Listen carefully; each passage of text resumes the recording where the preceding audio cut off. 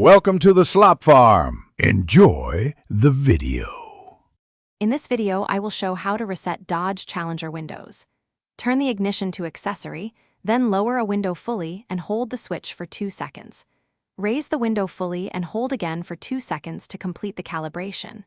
Repeat for each power window while keeping the vehicle stationary and doors closed. If a window still fails to learn, try disconnecting the battery for a few minutes before retrying the procedure gently.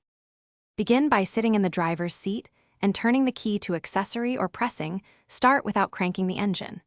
Fully lower the driver's window and hold the switch for 2 seconds, then fully raise and hold for 2 seconds. Repeat this learning cycle on each remaining window one at a time, keeping the doors closed and the ignition in the same position. This consistent method helps the module relearn limits and restores auto-up features reliably. If a single window still misbehaves, check the switch and track for dirt or obstructions and clean gently.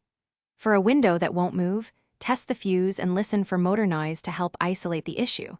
When several windows show problems, the body control module or wiring could be the cause, so consider professional diagnosis. Stay patient and methodical, and you'll often restore normal operation without needing costly parts replacements. Thanks for watching.